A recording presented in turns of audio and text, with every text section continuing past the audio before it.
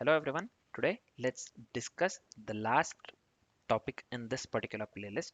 That's going to be the proxy pattern. Previously we had discussed on the facet pattern. Today we'll be discussing on the proxy pattern, right?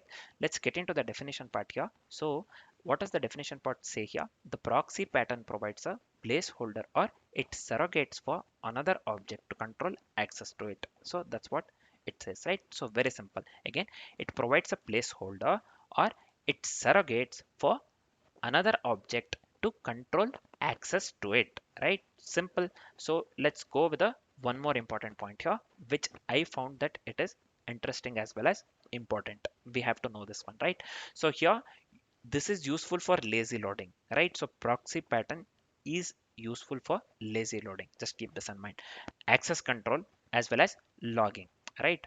uh, without changing the actual object, without changing the actual object, right? So we are done with the proxy pattern definition part, right? So let's move on with the example part here. So let me consider very simple example. I'll just go with class here. So this is going to be real image. So this is fine. Let me go with the method display. So this is also fine. Let me pass self. Yep. Let me print something, man. So this is going to be print displaying here. So this one will be displaying image. So this is also fine. Let me go with class. So this one is going to be proxy image. So this is also fine. This one will be def let me go with the initialization part here. So this one will be self. So this one will be self dot real. Hmm. So this one is going to be image. Let me assign this one to none. So we are done with the initialization part. Let me go with one more this one method. We have already went with the method display within the real image class. So let's go with the same method name. I'll just go with the def here display within this method. Let me pass self. This is fine. Next step is let me do one thing. Let's write simple if condition here. If self dot we have already given real image, right? Real image is none. We have assigned this one to none itself. If it is none, then let's print something for the interactiveness. I'll just go with a print here. Mm, loading image first time. So this is fine. So we are done with this.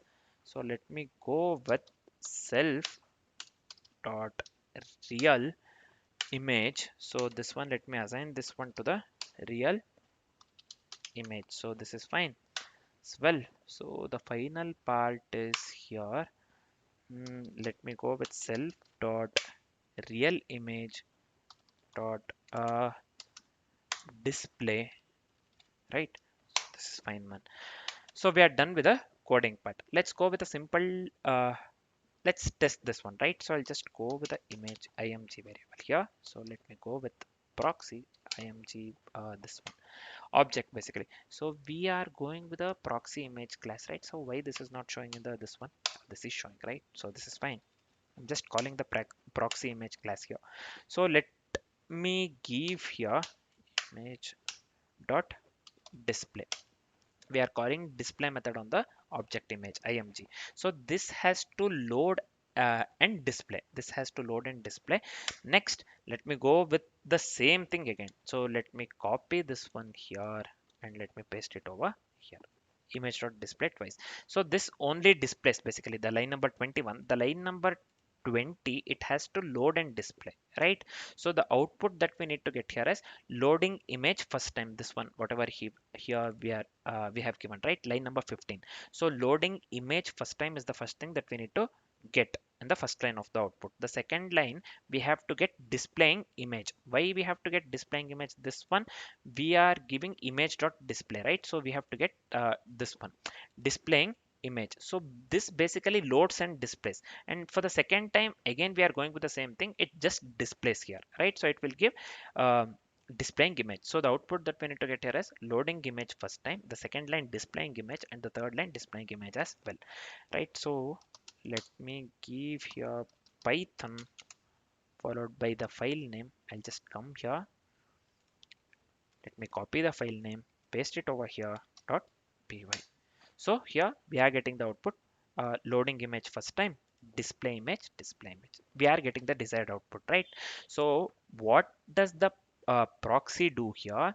So basically, proxy, it delays the actual object creation and it adds the logic before access. So that's what it is doing, right? So accordingly with the definition, so proxy delays actual object creation and it adds the logic before the access, right? So that's what we saw, right? So we are done with the proxy pattern as well, right? So we are done with the proxy pattern. So these are the 10 patterns I wanted to discuss with you guys, right? So these are the 10 this one patterns I wanted to discuss with you guys, right? So next we'll be discussing about the important data structures, right? So important data structures. Let's start with the list, tuples, sets, and other things. And finally, let's finish it off with this one, Fenwick tree, segment tree, as well as the sparse table. So let's discuss around 20 to 25 very important data structures along with the example. And I'll just finish it off for the Python part, right? So now we are done with this one as well, different design patterns, right? So 10 very important design patterns. So basically we went with the basic concepts first. Next we went with the advanced Python concepts. Right now we have completed the design patterns as well, right? So now we have completed the design patterns as well. Just give me a second. Did I miss anything? All right. So yeah, first we went with the basic Python concepts. Next we went with the OOP, right? So object-oriented programming in Python. So we discussed classes, objects, methods, overriding, inheritance, data hiding, and also exception handling, these topics. Next we went with the advanced topics in Python. So now we have completed the Python design patterns as well. So now we are left with only one thing, that let's discuss the data structures in Python. Let's discuss the data structures in detail. So whether it may be list, tuple, set, dictionary, string, range. So now we should be having the idea on all this, right? So we have discussed this one in the basic concepts, right? We have seen the examples as well. We have went through these topics in detail. So now we should have the idea. So I wanted to uh, go with the this one certain concepts or the certain data structures which are very important, right? So which are very important in a particular playlist, within the particular playlist. So let's consider the most important data structures we make use of it, right? Right, that we make use of basically, right? So next we'll be discussing about the data structures as I've said. So for now let's finish it off with the proxy pattern within this playlist, right? So for now this is it. Thanks for watching, guys.